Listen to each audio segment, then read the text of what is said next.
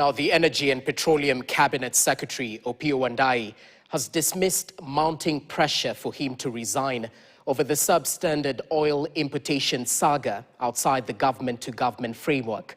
CS Wandayi, who was appearing before the members of the National Assembly Energy Committee, maintains that there is no justification for him to step aside.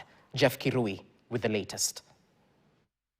Pressure continues to mount on Energy CS Opiyo Wandayi over commission or omission in the 4.8 billion shillings fuel importation scandal outside the government-to-government framework, as members of parliament put him to task on why he should not take responsibility as the person in charge of the energy docket. Why three senior energy officials that report to you, why they have resigned, and the public would like to know, why do you think you should continue in your role?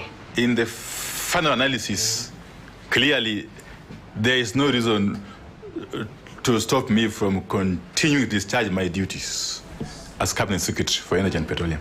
Appearing before the Energy Committee of the National Assembly, the CS was hard-pressed to explain how the oil importation happened under his watch and the circumstances that led to the resignation of the PS Mohamed Liban, IPRA Director General Daniel Kipto, and Kenya Pipeline Corporation Managing Director Joe Sang over the importation scandal. The approval of the Cabinet Secretary was not sought. Okay?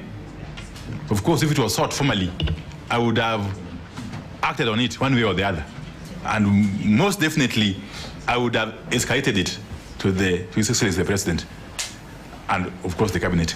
And even another time that several regions in the country have experienced fuel shortage at the pump, the CS maintains that the country has enough stock. But when you tell us here that there is no shortage, I don't know which country you're talking about, because we had queues in Nyeri, we had queues in Meru. It is common sense that if you are a trader of petroleum products and you know for sure that EPRA will announce its new prices on Tuesday, tomorrow, and you anticipate, rightfully or wrongfully, that there will be price increase, then there is a tendency, there is a motivation to hoard so that you sell at the higher price. There are concerns that the pump prices will go up during April price review Tuesday. This even as the war in the Middle East escalates, as the US President Donald Trump issued directive to block the Strait of Hormuz that is used to transport oil consignment, among other commodities, after talks with Iran failed.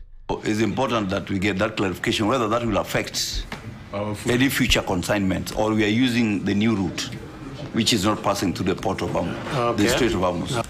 That should not raise any cause of alarm. We are confident that our IOC partners are going to be able to get fuel to suppliers. Jeff Kirui, KTN. Now, we revisit